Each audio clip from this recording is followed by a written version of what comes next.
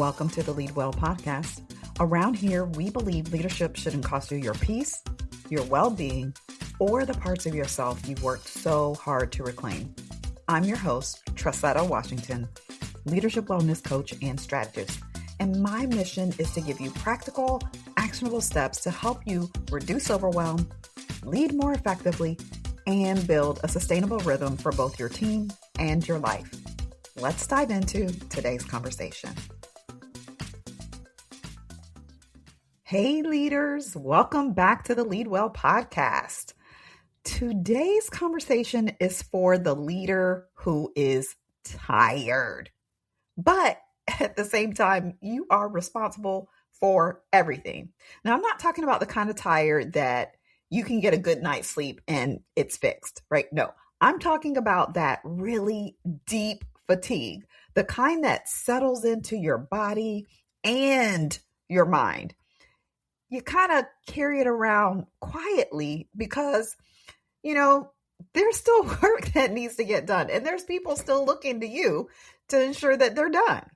And if that's you, I want to start by saying this. You are most definitely not alone. I have been there far too many times to even name. So I get it. You're not weak, you're not failing, and you most certainly are not alone in feeling that. Tired leadership is far more common than people actually admit.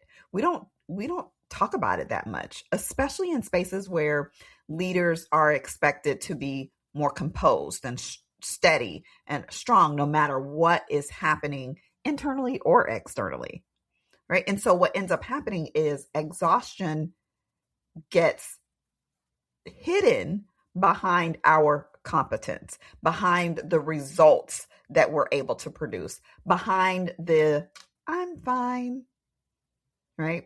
There is a lot of pressure to show up strong as a leader.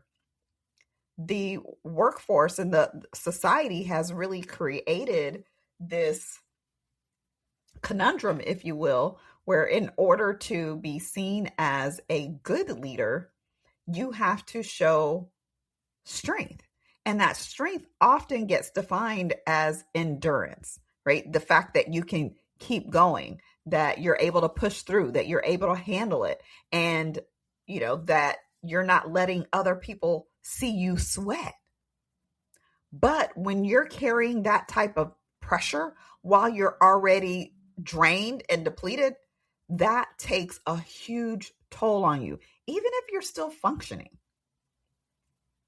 One of the things that I've learned both personally and through working with leaders is that when your energy is low, you can't lead the same way you do when you are fully resourced. And that doesn't mean that leadership stops. It just means that your leadership has to shift. Sometimes what's needed most in those seasons are what I call micro resets, right? There's these small moments throughout the day that you can kind of steal away to help your nervous system settle down. You can take a pause in between meetings. You can take a few really intentional breaths using box breathing or square breathing. You can just simply step outside for a moment, get some sun rays, some fresh air. And these things aren't really big, grand gestures. They're small ways of creating space when you really don't have much to spare, right? Another important shift is identifying your minimum effective leadership actions. This is not everything that you can do. It's just what truly needs your attention right now in the moment, right? What are the things that actually move things forward? What are the things that support your team without draining that little bit of energy that you have left? And I know that this can feel really uncomfortable, especially if you're used to doing more, right? Doing the most, if you will. Right? When that fatigue is real, it's also worth asking, what can I pause, postpone, or delegate? Listen, not everything that's urgent is essential. Not everything that needs to be not everything needs to be handled immediately. Choosing what not to do is sometimes the most responsible leadership move that you can actually make. Now, decision fatigue is also another big factor here. When you are tired, every decision, every choice that you have to make feels weightier. It feels heavier.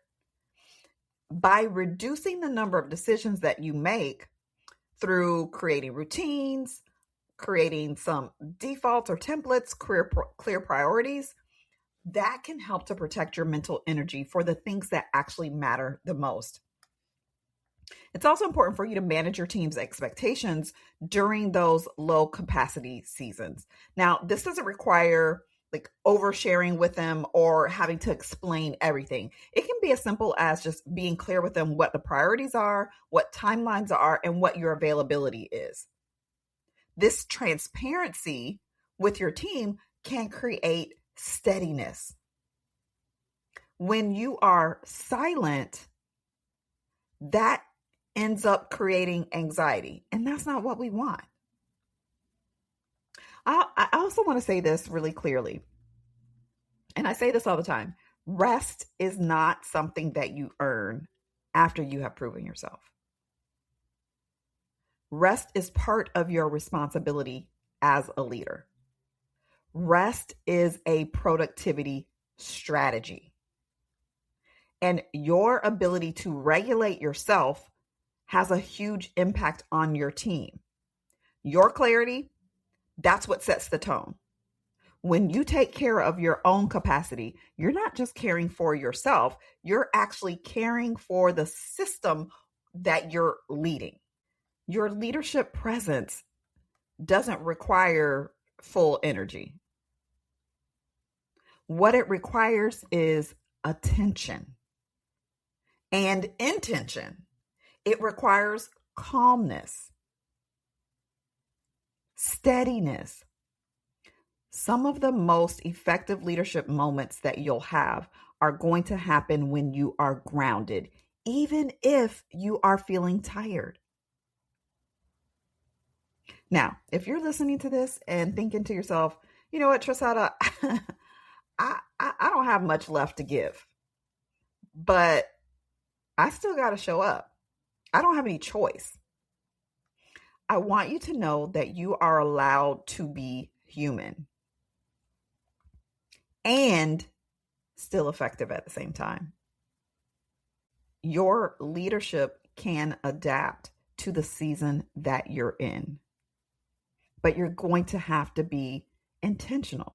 And your leadership doesn't just disappear simply because your capacity changes. If you're craving tools, community, and support to help you lead with more clarity and ease, especially in a season like this, where it feels like the weight of the world is on your shoulders and you're exhausted, I would love to invite you inside of the Lead Well Academy. It's our free learning and connection space that I created for mission-driven leaders who want support, but not just any kind of support, the support that meets them right where they are. You can join using the link inside of the show notes. And while you're there, be sure to grab the Leadership Reset Toolkit. It's a resource that I designed to help you to release overwhelm and also create a healthier leadership rhythm, one that actually fits, your real life.